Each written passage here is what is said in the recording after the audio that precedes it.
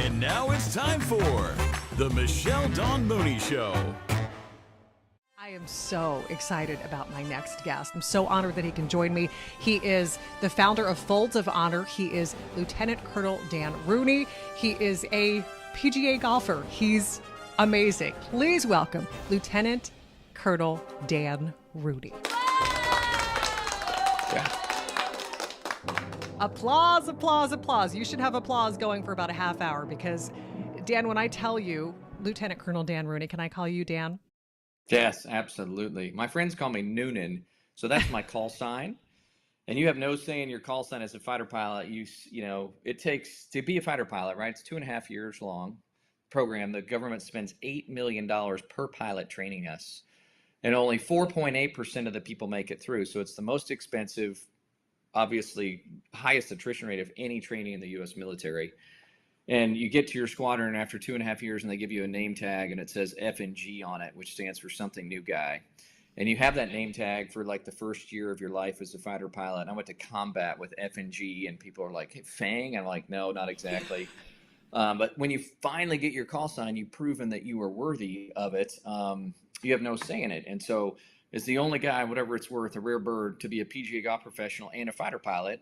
Mine is from the movie Caddyshack. Danny Noonan was the main character in the beloved movie Caddyshack. And so first name Dan, golf pro, fighter pilot. So my call sign is Noonan. All my friends call me Noonan. Feel free to lean in to that. Dan, whatever, it doesn't matter. That is awesome. I'm raising 5 daughters, and so if someone just calls me a name on a given day, I'm happy. So it's all good. Oh my goodness, Dan, 5 daughters. So it's all girls. Do you have pets? Are they females as well? Are you like literally the only guy? I got my service dog, Bravo, sitting next to me here. She's a rescue female shepherd. I have a female Frenchie named Luna, and I have a male boxer, Bo Duke. Okay. So it's just Bo and I are the only males in this house. My priest, I love it. I'm Catholic, right? I roll into church and he looks at me and he just smiles and shakes his head. Blessed are thou among women. I said, yes, yes, sir. That's fantastic. I don't even know where to start because I told you right before we started, I'm nervous about this interview because there's so much to get to, and I just want to make sure we can put out as much information as possible because, Dan, you're the man, Dan the man, you know, and you probably hear that a lot, but your background, just what you've done being a fighter pilot, you're a PGA golfer, you are obviously a big family man, you were the founder of this wonderful organization that we will talk about more called Folds of Honor, but let's try to backtrack because I always like to get the backstory. So what was it? I want to be like blank when I grow up. Yeah, so I'm super blessed, right? And I call them moments of synchronicity or chance with a purpose, how God puts people in your life, experiences in your life. So I was 12 years old and playing golf, and I met my first fighter pilot, Steve Courtwright, call sign Reno, and this guy like walked out of the movie The Right Stuff. Total stud. I remember he's like 40 years old, and I'm like, you can be grown up and this cool. And he was like, yeah, and he just looked at me, and that was it. I'm like, this is my first man crush. I want to be a fighter pilot. Golf was already a huge part of my life, and it was a couple days later, I'm playing golf with my dad, and I'm like, Dad, I know what I want to do. I want to be a golf pro and a fighter pilot. And his question back to me is stuck with me, you know, like every day for the rest of my life. And he said, son, can you tell me which way an airplane takes off? And I'm 12, right? And I'm like, yeah, I think it's into the wind. He said, that's exactly right. Obviously preparing this 12-year-old kid for these inevitable headwinds that would stand between me and this very unlikely dream. As I mentioned, so unlikely. I'm the only guy in the history of the world to put these two things together. But by God's grace, no doubt, not by my own. And, but, you know, I had no idea how he would ultimately combine this for such a greater calling. But as it relates to everybody listening today, understanding fundamentally in our lives, you know, you have to have resistance to ascend. And so often people look at challenge and resistance in their life as God trying to keep them down, right? And it's actually how you ascend. And I've held on to that through, you know, all of my struggles, that generally anything meaningful in your life, God is going to put resistance there, but it's not to keep you down or make you, you know, stop dreaming or commit. It's actually to help you raise up. You must embrace resistance with a resilient spirit. The rewards are limitless for those rare souls fully committed to fly into the wind. I fly the most powerful, one of them in the world, jets, an F-16, and we take off into the wind because we still need resistance to ascend. And so, that's where it all started. And we've just been on this, wonderful ascent for many years. Not my credit, but a little bit of hard work and a lot of blessings. You talk about playing golf when you were 12, but how do you kind of parlay into being a fighter pilot? Does it happen at the same time? Do you take a break? Fill us in there. How does that work? Oh man, those are way too many details. I'm like, nobody listens to facts. They want to hear stories. No, I was a golfer first, and then became a fighter pilot, and then was able to bring the whole golf thing back. I'm blessed to have built a couple golf courses. I'm coming to you live from the Patriot in Tulsa, Oklahoma. Which is an incredible community that, we started with $0 and a dream. And I just opened another golf course with one of my boyhood idols, Jack Nicklaus, called American Dunes, that memorializes the birthplace of Folds up in Grand Haven, Michigan. So it's been an evolution of, flying and golf, but I'm in a place now where I get to, divide my time between the Air Force, which I still serve in, the game I love, but most importantly, trying to make a difference in people's lives at Folds of Honor. But they all have this awesome confluence. Looking back, it's incredibly clear. It wasn't obviously as these pieces were coming together and the struggles that go with each one of these big dreams, but such a blessing to combine in life. I think the ultimate goal for all of us is can you combine what you do with who you are? That's Maslow's peak experience, and I'm blessed to do that every day. Let's talk about golf for a little bit. We talked beforehand. I watch golf every weekend, my husband and I. Can't play golf very well, but I love watching it. So what was that like? I mean, here you're your 12-year-old boy who says, I want to be a golfer and a fighter pilot, and we'll get to that. But how many people actually do it? So here you actually do it. Talk about that. Yeah, I'm one of one. Right? I didn't do it, but I mean, I would say, you can't control the outcome in anything. And at this point in my life, I'm so I love that. All you can control is your journey, which I define as a routine, which I am fanatical about. I mean, I live by a code. I shape my dynamic life experiences into a personal code of living. I call it CAVU. It's a fighter pilot acronym and stands for Ceiling and Visibility Unlimited. We are all created with a unique purpose, and like those infinite CAVU blue skies, our lives are unlimited. And the kind of the destination is the sum of the effort you put in on a daily basis. But it's uncontrollable, right? So often we want something to happen, it doesn't happen. And there's a lot of stuff I've wanted to happen so desperately, it didn't happen, but it turned out way better, because God was going to do it a different way than I had in my lens. My golf career, I love the game. I play all the time. I get to combine it with doing good. I always say I'd never quantified my prayer as a kid when I'm like, dude, I want to make a lot of money playing golf. I make a lot of money playing golf, but it is to support military families. And, we'll get to that, not in my personal bank account, but kind of my claim to fame and funny, so we're not always serious, is I played a bunch of golf against Tiger. And so I was at Kansas, University of Kansas. He was at Stanford. And, we became friends and have stayed connected over the years. And probably the claim to fame for my competitive golf is getting to play against Tiger. And Sports Illustrated did a little spoof on us a few years back. And, they have these fact checkers. And I guess I beat him 3 times. And, he beat me 150 times. But I can say I beat Tiger Woods. That won't get you a Coke, but that's pretty cool. So God had a different plan. When I went on combat tours, he went on the PGA tour. And yeah, man, everything in my life is connected to this crazy game of golf. I went to Kansas. I met my wife there. Went to Kansas, play golf, meet her. I'm on a commercial airline flight. We'll talk about that here in a second. On my way to a job as a golf professional that would start Folds, turn to the game of golf to fuel the dreams of military families. And it's just part of my life every day, this game, and the relationships and the fundraising and the people I get to hang out with is a blessing. I've gotten to do 2 motivational speeches for Ryder Cup teams. I, by definition, haven't had a really successful golf career, but I would argue the way we've been able to harness the game for good is one of the most significant things that's ever happened in golf. When you decide you want to be a fighter pilot, and of course, extreme, intense training, very few make the cut, you're there, you're doing it, and something happens that really changes everything for you, then makes you look at things a different way, and leads us to why we're here to talk about the organization Folds of Honor. Can you talk about that for me? Yeah, again, these moments of synchronicity, right? Chance with a purpose. Yeah, I don't believe in coincidence. I don't believe in serendipity. I don't believe in blind luck. I believe in providence, and God puts you where you're supposed to be every day.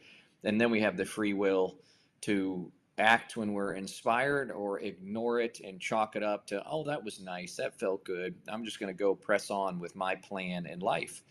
And this moment of synchronicity was like deep in my soul, a huge interrupter. And, probably one of the things I'm most proud of at this point in my walk. I was a really average dude, right? I drank too much. I was not present when I needed to be with my wife, my kids.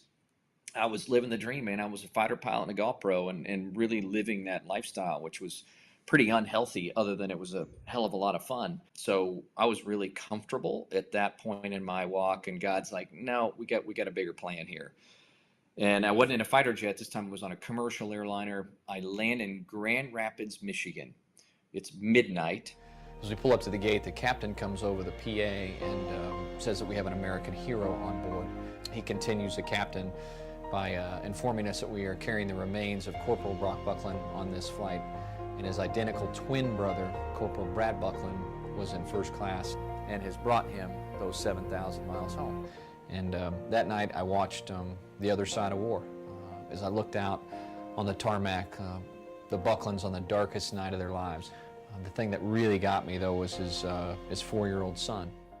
And I just gotten back from my second tour of duty over in Iraq, so it was really fresh. I was dealing with lots of stuff on a personal basis, and seeing terrible things in combat, but never seen that side of war. And I watched the Buckland family on the darkest night of their lives.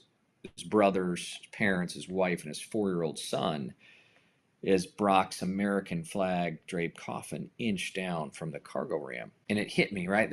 The finality of this sacrifice. The freedom isn't free. And the ceremony, finishes up, and I stand up only to see that despite the captain's request, half the people have left the airplane. And Michelle, I experienced an emotion I never had before in my life. I was disappointed to be an American in that moment. And as I walked off the airplane, I felt a hand on my shoulder.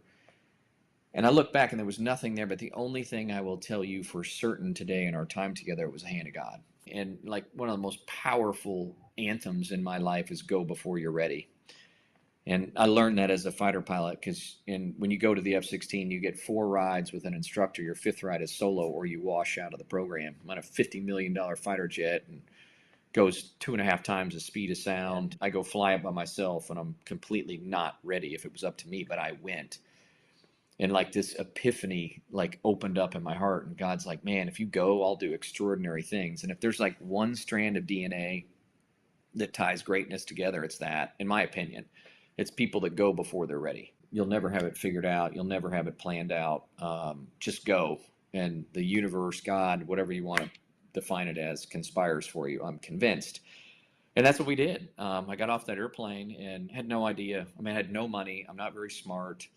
No connections to anybody. And we started Folds of Honor above our garage because we were inspired by this moment of synchronicity. We wrote down the very first day our mission, which has been unwavering for 14 years: honor the sacrifice, educate the legacy, providing scholarships to spouses and children who've had somebody killed or disabled, defending our freedoms.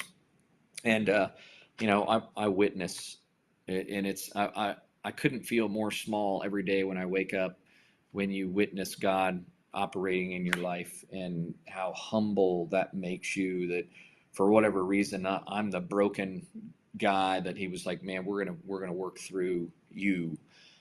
44,000 scholarships we pumped out the door in 14 years. That's $210 million in life-changing education to military families. The class that is starting school this month, 9,070 military families, about $40 million out the door. And we just watch our ministry grow. And, you look at the Bible, and in its most frequent calling is to take care of widows and orphans. And that's what we do. And there's nothing more sacred. I mean, you have a family, I have a family. There's nothing more sacred than our family and our individual lives. And when that family experiences unthinkable loss, that's where we get to step in as an organization and say, hey, man, we got you. We're going to take care of you. We're going to send you to school.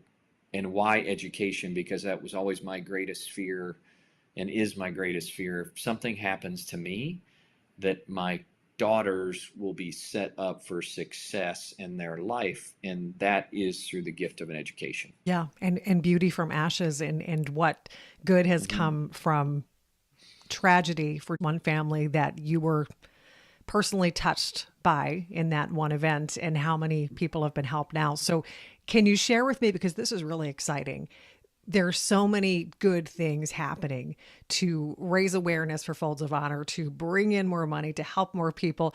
Talk about that side of things, because that has to be mind blowing, because here you are and you have these huge events that are bringing in lots of dollars to do really great things for people who have been touched by this tragedy. Tell me what that feels like to see that happen now. It's like so simple for me. I've unlocked this beautiful irony in life that when you reach out to help someone, you're actually the one being helped.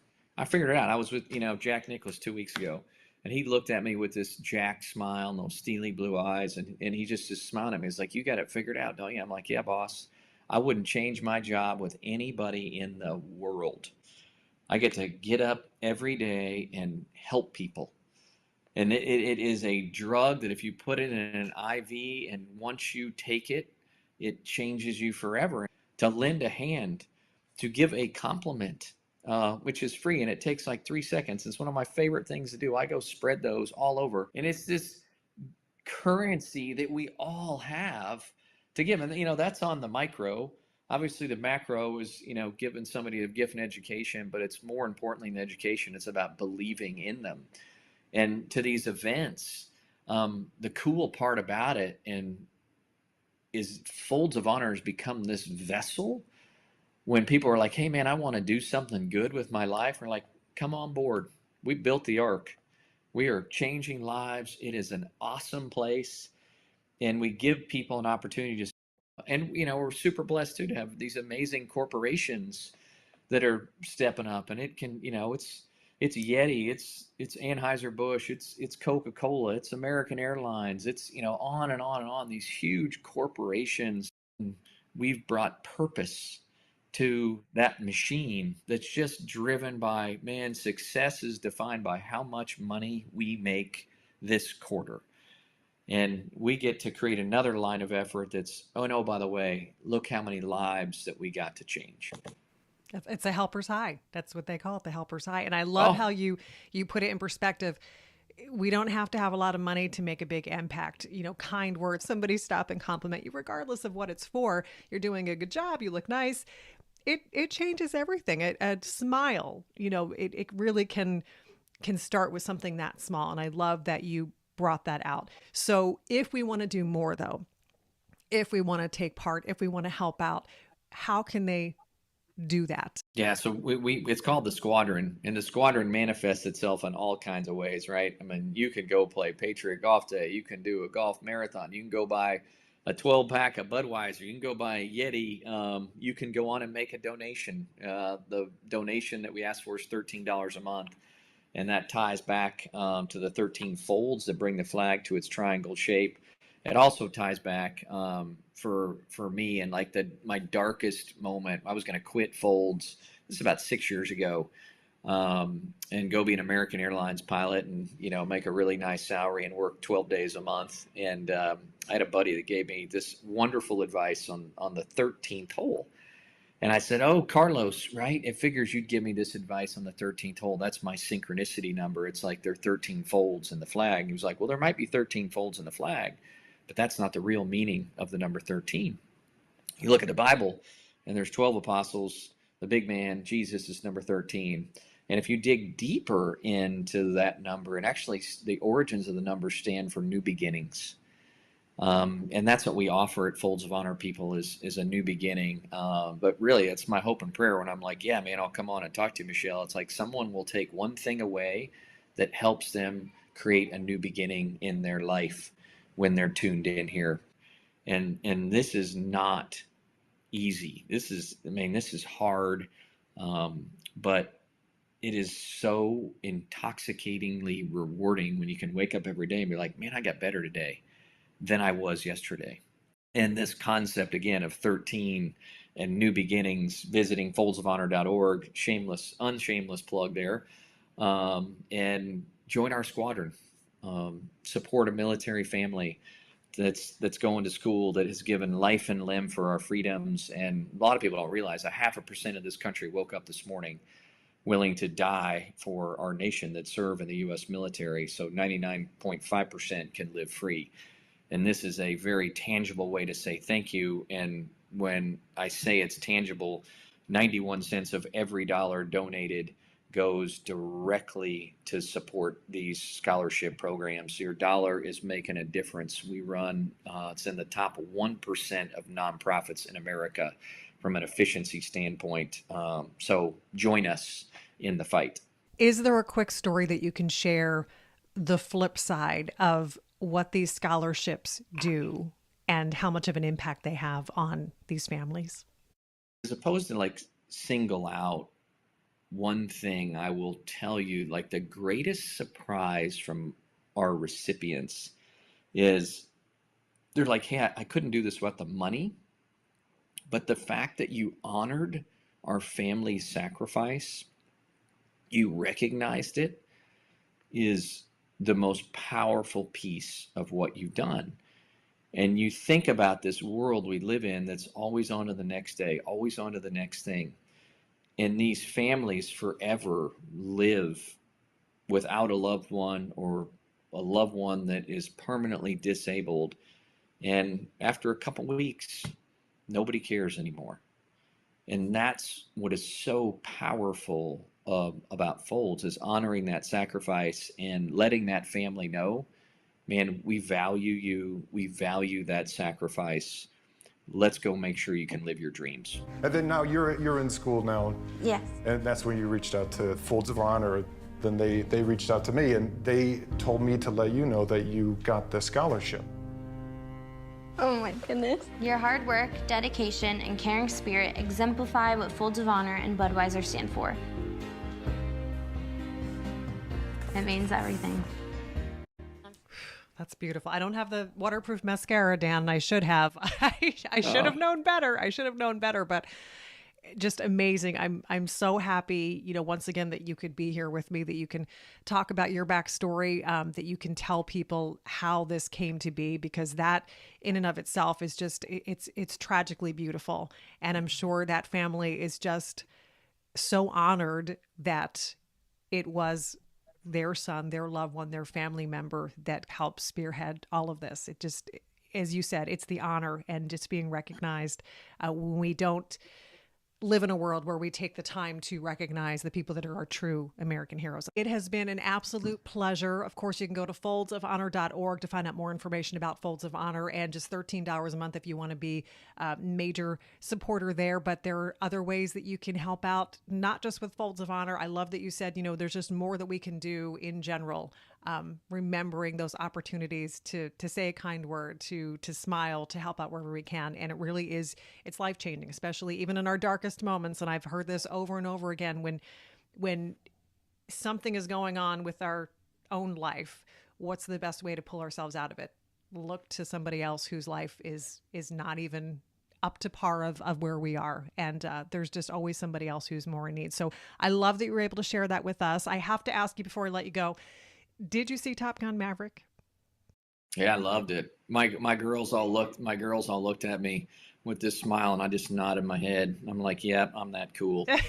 It was, and you know how hard it is to be cool to, 13-year-old, 14-year-old, 18-year-old. And they just looked at me, and I'm like, yep. I just nodded my head. I gave them that fighter pilot nod that Steve Corright gave me when I was 12. Can you be grown up and this cool? Yes, you can. Yep, your dad is that cool. So, yeah, I saw it. I loved it. Everybody should go see it. And if you give me 60 seconds, I'll give you a parting shot. How about that? Yeah, please do. So every morning when I wake up, I have two thoughts that I'll share. The first one is this concept of a divine echo. And simply translated, because I'm a simple guy and I need an easy way to process a very dynamic, complicated world, is however you want your life to manifest itself, you first must put it out there. Divine echo. And if you want grace, you want love, you want forgiveness, you want positive energy, whatever you put out in the world, it is linear and it will come back to you. Number one.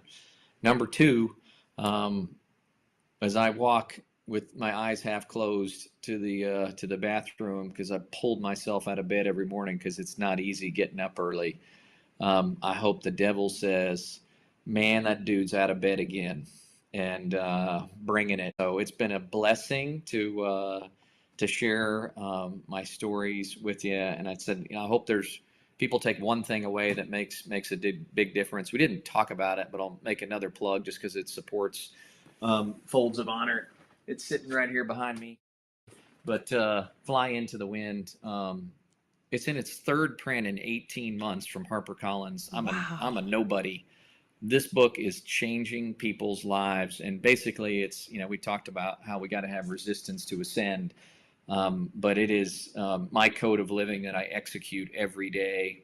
But it really coaches people to find their battle rhythm in life, to become the best version of themselves, and fight this concept of comfort, because courage and comfort can never exist in the same place. Path to fulfillment begins with changing ourselves in order to better one another.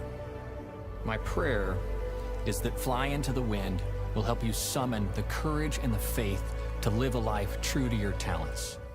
Living every day by a code is making an installment to becoming the best version of yourself. So blessed to be with you. Thank you. Such an honor, Dan. Really, I can't thank you enough. And thank you for bringing up about the book. You also have a show that you can see on Fox Nation, Fly Into the Wind. And I completely, because we're so tight on time here, I could talk to you for 2 hours.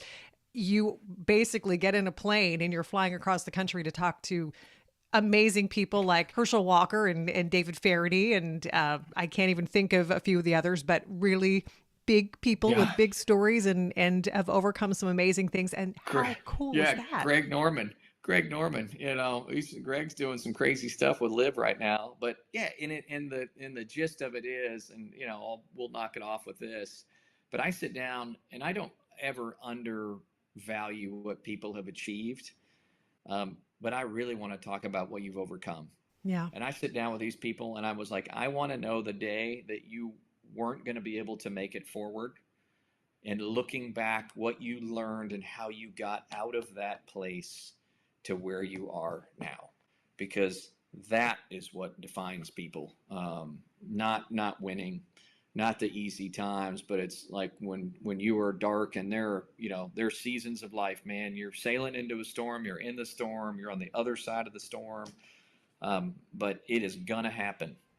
And that is what defines you as a human being. And in these life skills, especially these people that have accomplished a lot, man, they have sailed through vicious storms, every single one of them. And it is fascinating not to see the medal on their chest or the trophy or, whatever it is, but to be like, man, this is the day I didn't want to get up. So, and yet they did. Keep fighting.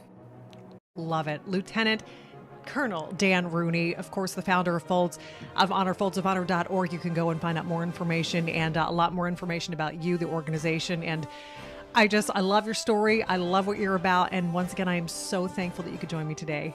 Oh, there you go. All nice. right, there it is. You know I where I'm love it. going. I'm going to the golf course right now. So, so I'm Jealous. getting fitted for a new Titleist driver. So, yes, very jealous. Important stuff for the day. Very, very jealous. Thank you so much, Dan, for joining me. It was such a pleasure, such an honor, and thank you for what you do. Thank you for your service. Couldn't be happier that you could spend this time with me today. God bless. Thanks. Want more MDM content? For more fun and exciting interviews, visit MichelleDawnMooney.com. Thanks for watching. We'll see you soon.